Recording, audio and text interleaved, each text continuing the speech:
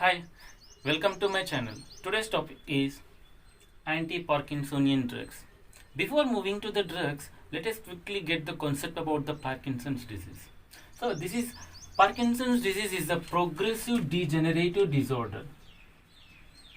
Progressive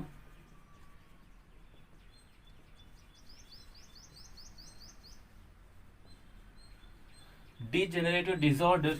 Degeneration of particular cells happen in the brain. The brain cells are degenerating, progressively it is degenerating. That leads to the symptoms like hypokinesia,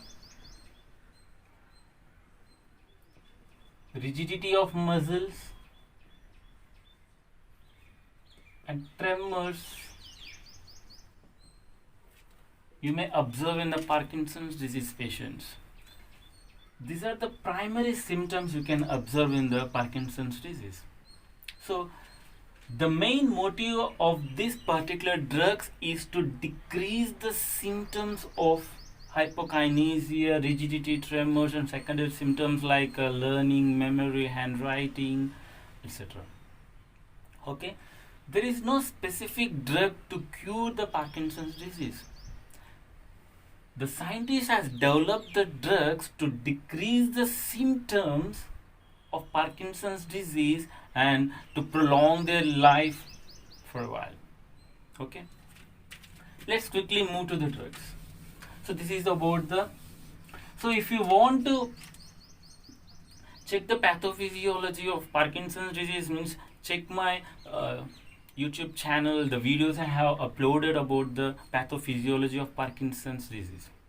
Okay, so we are not discussing about the pathophysiology of Parkinson's disease here. We are discussing about the drugs, anti-Parkinsonian drugs.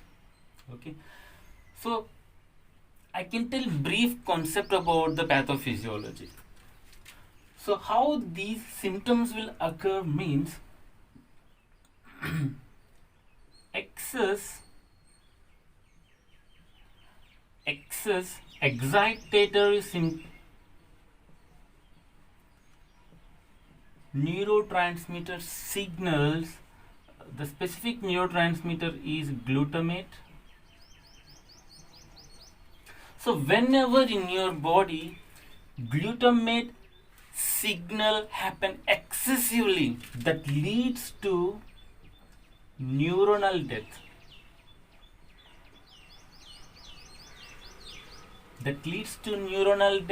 Then the signals will happen abnormally. If the neurons are die, means how the signals will transfer.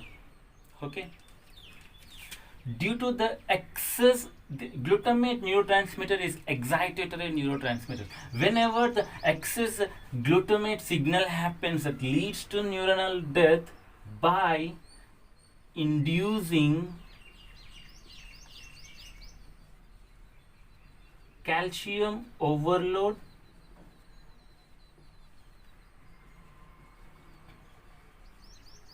through NMDA receptors. NMDA means N-methyl D-aspartate receptors. So these are the specific receptors, these are the major receptors responsible for the learning and memory.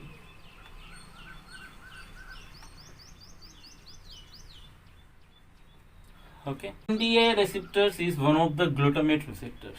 So it is responsible for the learning and memory. So this is one of the cause you will get the symptoms like Parkinson's disease. So this is one cause, excess glutamate signal. So another cause to get the Parkinson's disease is imbalance between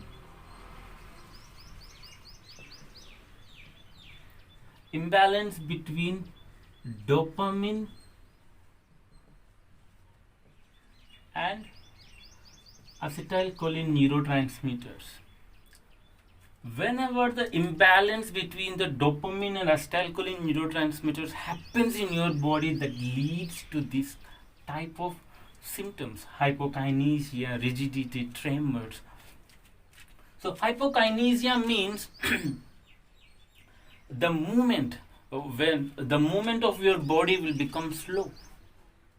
Okay, when compared to the normal persons, you will walk slowly, you will move slowly. Okay, rigidity means the muscles will become rigid. For example, here the elbow muscles are there, you can't bend because the rigidity happens here due to this causes rigidity, you can't bend. Okay, you can't bend voluntarily.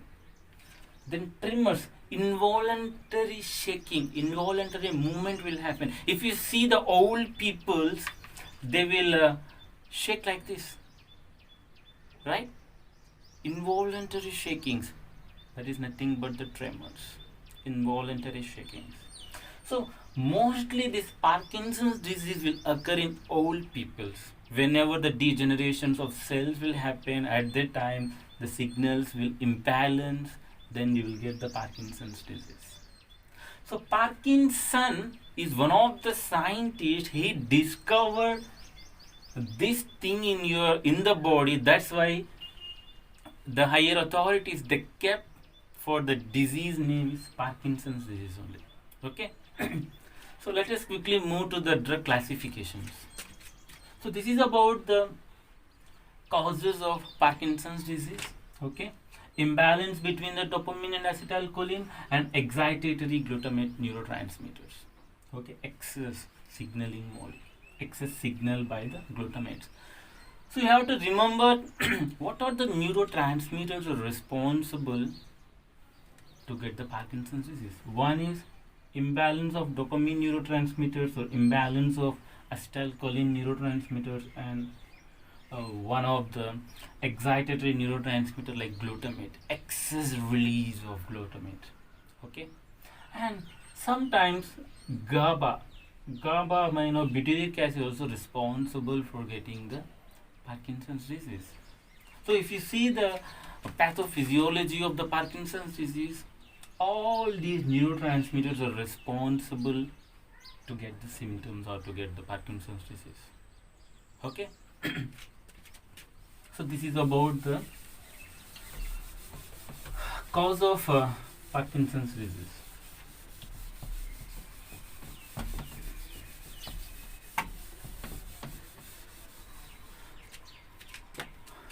So classification of anti-Parkinsonism drugs like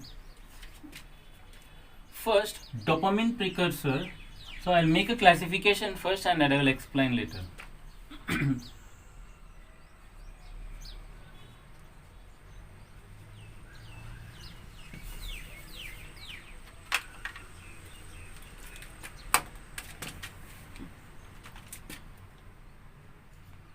So one is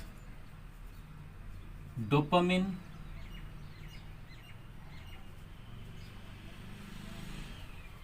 precursor,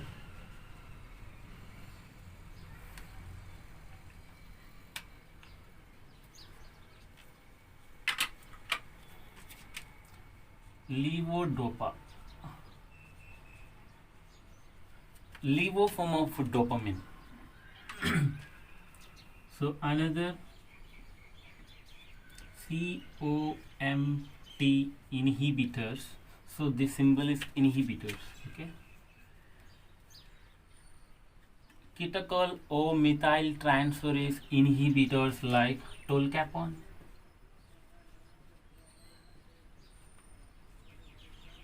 entacapone.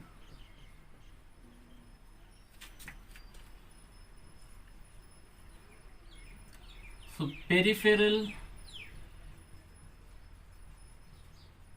decarboxylase inhibitors.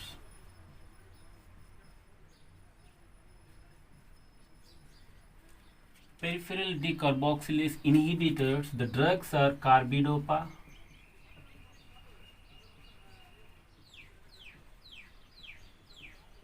benzerazide.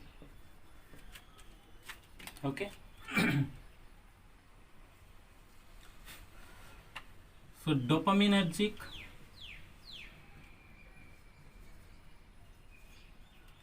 agonist, like bromocriptine,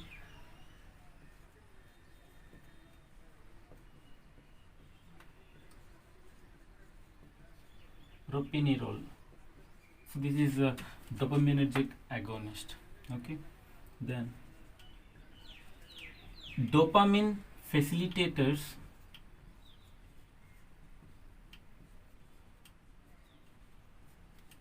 like amantadine,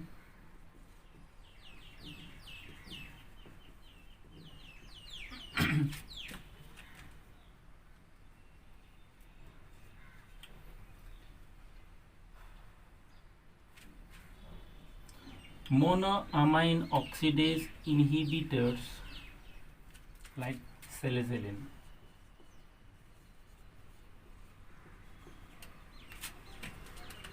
Okay,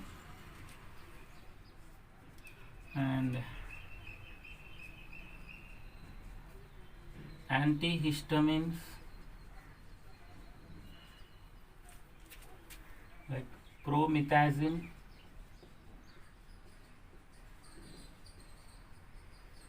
or phenadrine.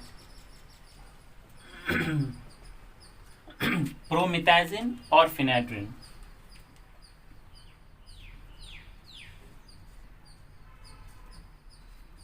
Anticholinergics like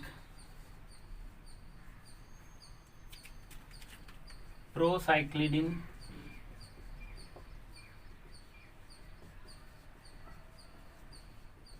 piperidine. So this is the classification of anti-Parkinsonian drugs. So up to here, from dopamine precursor to monoamine oxidase, these are the drugs affecting the dopaminergic system, and these two categories, antihistamines and anticholinergics, the drugs affecting in cholinergic system. So why we have to give the inhibitors here? Monoamine oxidase inhibitors, peripheral decarboxylase inhibitors, catechol or methyltransferase inhibitors. So first of all, you have to know that in Parkinson's patients, they are lacking of dopamine neurotransmitters. Excessively, they are lacking of dopamine neurotransmitters. That's why the scientists have discovered to increase the level of dopamine so that they can improve from the symptoms like hypokinesia, rigidity tremors, and other secondary symptoms. Okay, the main motivation of the particular drug is to increase the level of dopamine in brain, not in the peripheral region, in the brain. Whenever you're taking the drug through orally, this is a peripheral, across all the things, and it will enter into the blood. Finally, it will go to the targeted site to give the therapeutic effect. The target site is the brain. Okay. So let's make some brief diagram about this classification. So how these drugs playing a major role to make the dopamine, increase the dopamine levels in the brain. Okay, let's see. So this is about the classification of the particular antipsychotic drug. Okay, that's it.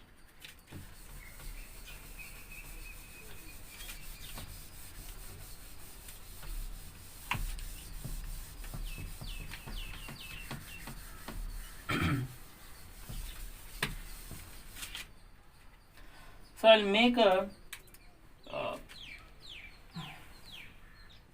barrier. So we are having a barrier between this peripheral region. So assume this is the peripheral region and this is the brain. Okay. So the barrier is placed between the peripheral and the brain is blood-brain barrier, as you know everywhere. Okay, blood-brain barrier. All the signaling molecules can't cross the blood-brain barrier. Only the specific signaling molecules only cross the blood-brain barrier. Okay.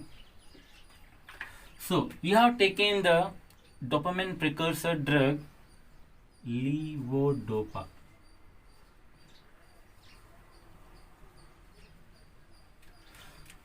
So the main motivation of the drug is to increase the dopamine. If you take the dopamine drug directly, means it can't cross the blood-brain barrier.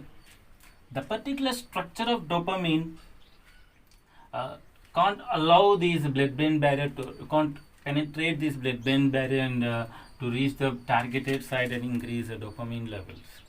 So that's why the scientists or the pharmacists have discovered and modified the structure of dopamine into the levo form, so that levo form of particular dopamine can only cross the blood brain barrier. Okay.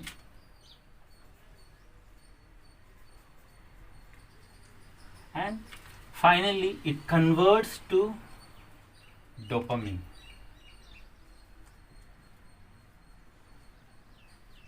Then it will bind to the specific receptors, dopamine receptors, and it will reduce the symptoms of Parkinson's disease. Levodopa. Okay. So levodopa having some, they have to cross all the problems in the peripheral region. Then only they can cross the blood-brain barrier. Okay. While absorption, while distribution, while metabolism, all the levo form of dopamine will get degraded in the peripheral region only. 1 to 2% of dopamine, levodopa, only it will cross the blood-brain barrier. Remaining all, more than 95% will degraded here only in the peripheral region. How? Let's see. Levodopa. In the peripheral region, we are having some enzymes like dopa decarboxylase.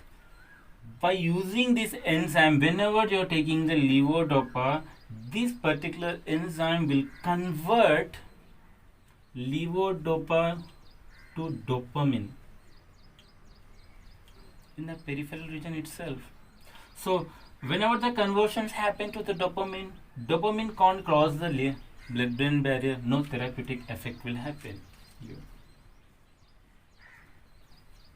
Dopa decarboxylase. So that's why, if you see the classification of particular anti-Parkinson drug, peripheral carboxylase inhibitors we have given, right? So that's why with the levodopa, they will give a combination of peripheral decarboxylase inhibitors. It will inhibit this process for the conversion of levodopa to dopamine. The drugs like carbidopa,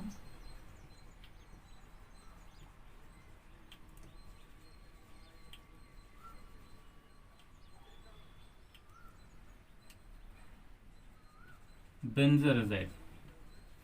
Okay, these are the drugs which will inhibit the process of dopa decarboxylase, so that levodopa, the sufficient amount of levodopa can cross the blood-brain barrier to give the therapeutic effect. Okay. And levodopa in the peripheral region, levodopa will convert to 3-O-methyl-dopa with the help of enzymes like ketocol O-methyl transferase. So that's why if you see the classification, ketocol O-methyl transferase inhibitors, right? So ketocol O-methyl inhibitors, they will inhibit the process of this particular enzyme by the conversion of levodopa to 3-O-methyl-dopa. So that's why, so maximum amount of levodopa can cross the blood-brain barrier to reach the brain. Then it will convert to the dopamine. Then sufficient amount of dopamine will get to the brain cells, and it will decrease the symptoms of Parkinson's disease. Okay. Ketocol O-methyl transferase inhibitors like tolcapone,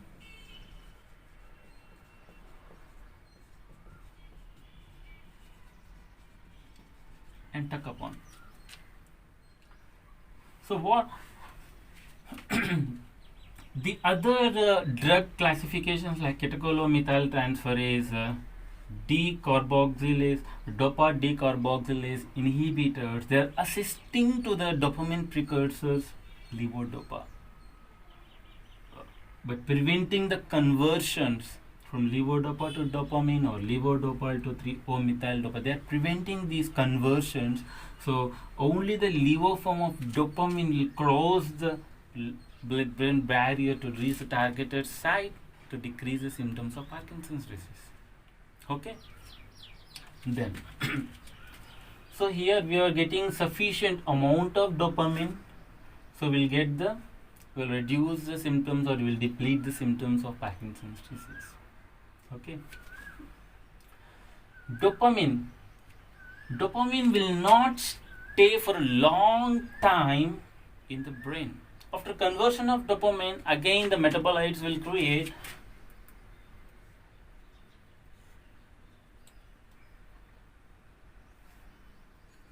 it will convert to the 3-methyltransferase and it will convert to the dopac. And again the conversions will happen. These two, 3-methyltransferase and dopac part of particular metabolite will convert to finally homovanillic acid, HVA. Homovanillic acid. So the main motivator to decrease the symptoms of Parkinson's disease is has to stay for a long time. The dopamine has to stay for a long time in the brain, so it has to give the signals to the particular receptors and will reduce the symptoms. So we have to prevent these conversions also. So that's why for preventing the conversions of dopamine to dopac, monoamine oxidase enzyme is responsible for the conversion of dopamine to dopac. So that's why we are giving inhibitors of monoamine oxidase B type of inhibitors like seleziline. So we have prevented these conversions. So it will stay for a long time. We have to prevent this also for the dopamine to 3-methyltransferase conversions.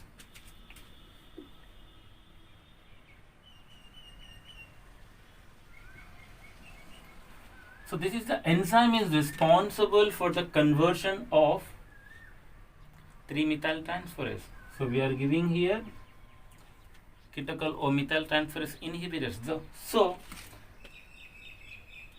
for treating the Parkinson's patients, they are giving some multi-drug therapy like first levodopa and methyl-O monoamine oxidase inhibitors, catechol-methyltransferase inhibitors, dopa decarboxylase inhibitors. So that's why if you are taking these 4 drugs specifically, they are protecting the levodopa, they are assisting the levodopa to cross the blood-brain barrier. So they get the sufficient amount of dopamine neurotransmitters. So dopamine drug, it acts as a neurotransmitters. Okay. By that, they will reduce the symptoms of Parkinson's disease, like as you know, hypokinesia, rigidity, tremors, and everything. Okay. So here, 3-methyltransferase is converted to homovanillic acid with the help of this type of enzyme. So here we are giving some inhibitors. Here, catechol-O-methyltransferase inhibitors. So this enzyme is responsible for the conversion of this. So that's why we are inhibiting. We are giving some inhibitors. Okay. So again, the same conversions will happen here. Levodopa will convert to 3-O-methyl-dopa with the help of catechol-O-methyltransferase. Here we are giving the inhibitors so that sufficient amount of dopamine we will get. Sufficient amount of dopamine will get in the brain region so that will reduce the symptoms. So the main motive of the particular all the drugs to increase the dopamine levels in the body. So that's why you reduce the symptoms. So that's why they are making increase the dopamine levels. Okay. Here we are not giving the inhibitors, because if you give the inhibitors, this type of inhibitor drugs, they can't cross the blood-brain barrier. They won't obstruct these drugs, this enzyme activity in the brain. So dopamine will present lots of sufficient amount of dopamine will present in the brain. It will give the signal to the dopamine receptors to reduce the symptoms. So how we are getting the symptoms of Parkinson's disease? Lack of dopamine. We are increasing the dopamine. That's it. So that is about the drug concept of Parkinson, the anti-Parkinson's disease, anti-Parkinson drugs. So got the concept about this brief, okay, brief chart about this levodopa. Okay, let's see about the pharmacological actions of levodopa. Okay, let's check it out this. Okay.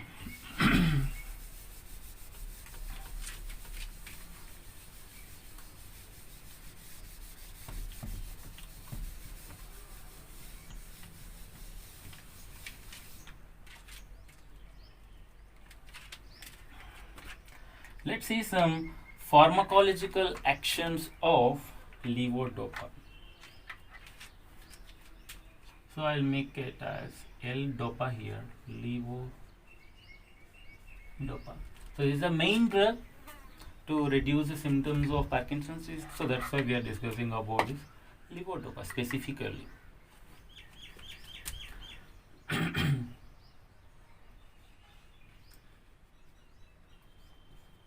Cardiovascular system. Levodopa will act specifically on the beta adrenergic receptors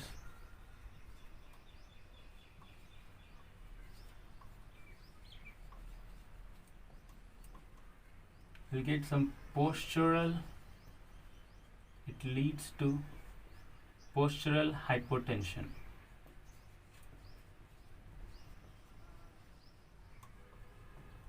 I'll make it as here levodopa.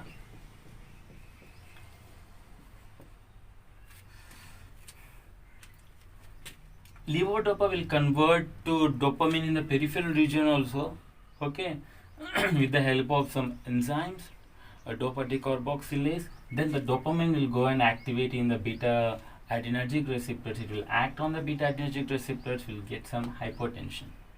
Okay. What will happen in the CNS region? It will improve the symptoms of Parkinson's disease with the help of levodopa, as you know, okay, by increasing the dopamine levels in the body, in the brain specifically. So it will reduce the symptoms like hypokinesia and rigidity, then tremors.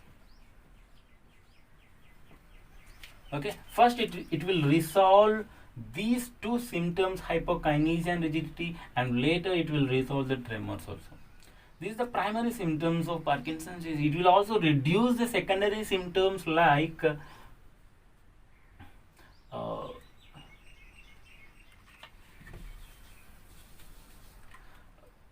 motor balance,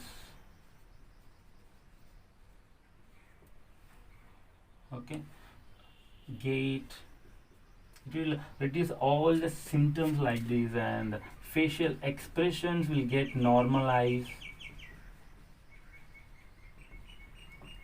etc.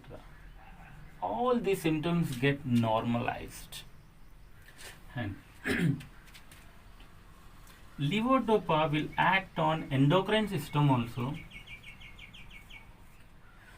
Whenever you are taking the levodopa, it will affect the endocrine system by specific hormone. It will reduce the prolactin hormone in your body. it will reduce the prolactin hormone, and it will increase the growth hormone. These are they are disturbing the normal physiological process also. What will happen in your body? So levodopa, they are having the capacity to decrease the prolactin release in your body and increase the growth hormone. They are playing a major role in your body, prolactin, for secretion of milk in the females. If decrease of this hormone means they won't secrete sufficient milk. Growth hormone, if you increase the growth hormone, generally this growth hormone will make stimulation in the liver organ. It will produce the insulin like growth factor hormone that will make lots of functions, bone growth, muscle growth, and everything, the neural development, the cardiovascular system development, everything will happen. Lots of functions they are having. If will increase means it will excess the growth hormone, the body will grow like anything. The height, the giant person, how the giant persons more than 7 feet, more than 8 feet they will grow due to increase of growth hormone.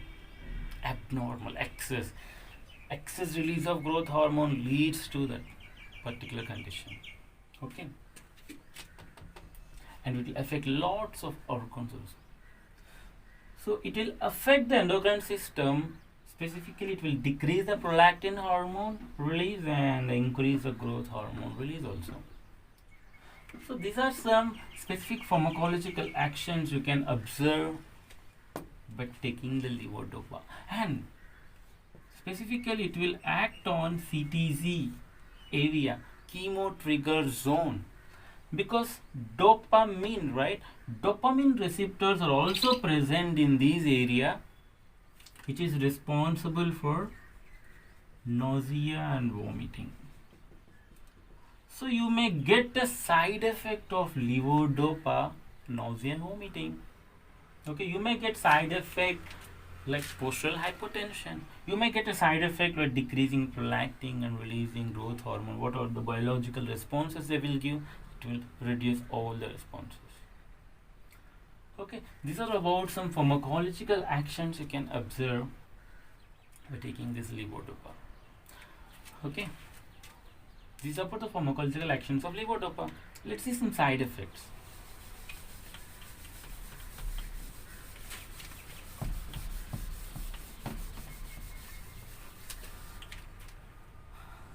So side effects are at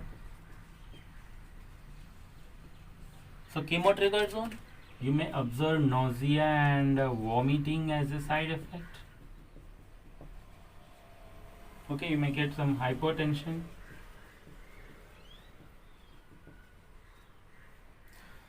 You may get some alteration in taste sensation.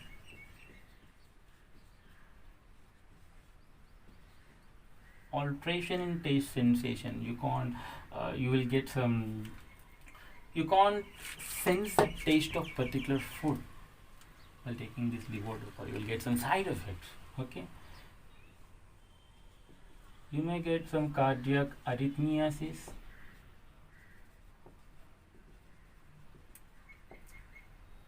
By taking this levodopa, you may get a side effect like cardiac arrhythmias. Irregular rhythm of heart may happen. It may affect the ECG activity. Okay. You may get some exacerbation of angina. It will get worse angina if you are having angina, particular disease, and you are getting some Parkinson's disease.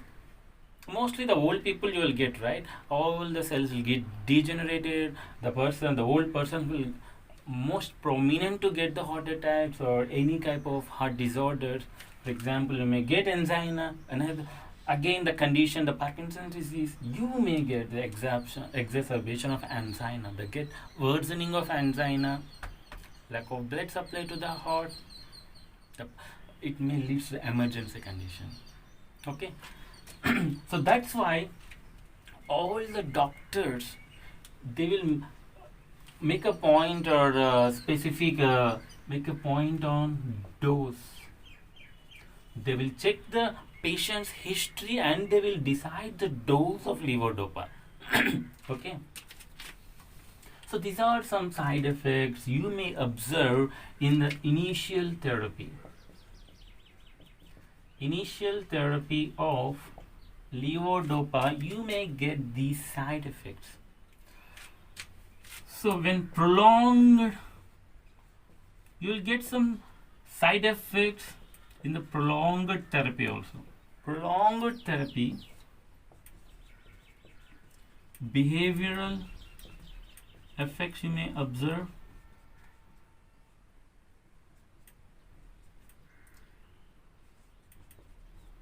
Fluctuation in motor balance,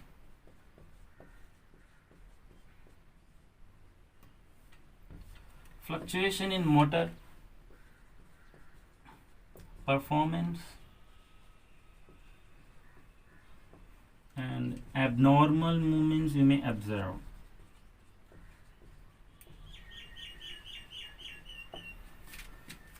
So anti-Parkinson drugs will increase the dopamine.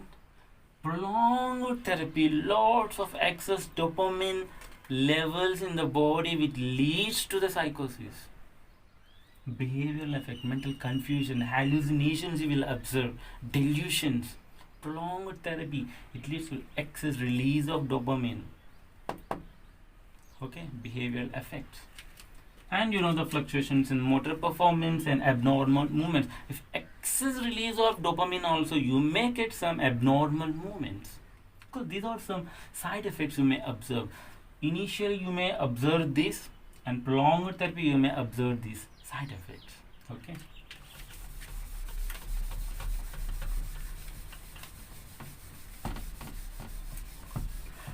Let's see some drug interactions of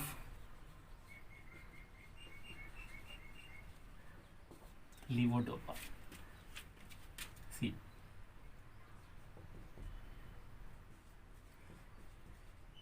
levodopa when interacted with, if you have taken the drug pyridoxine along with levodopa, it will abolish therapeutic activity.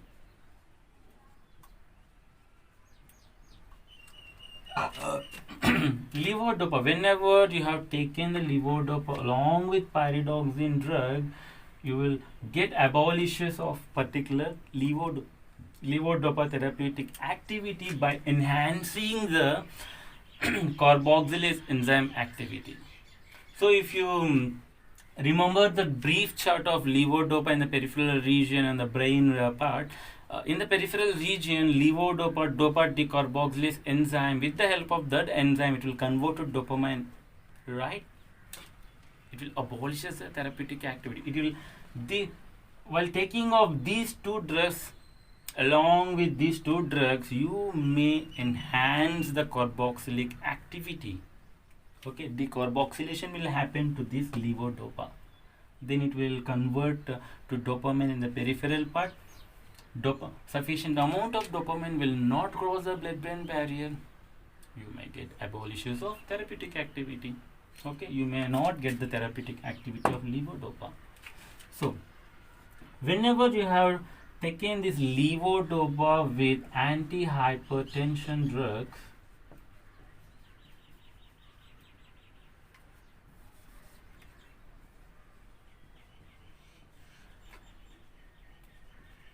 it leads to postural hypotension.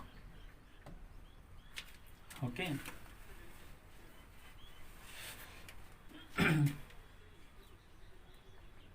So whenever you have taken the levodopa with atropine or any anticholinergics,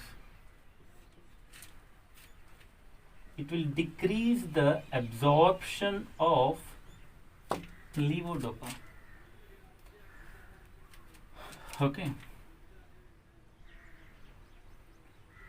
So these are some drug interaction may happen with this type of drugs. Levodopa drug interaction will happen. So antihypertension, atropine, pyridoxine. So these are about some drug interactions you may observe by taking about these drugs along with the levodopa. Okay. So this is about the drug interactions of levodopa.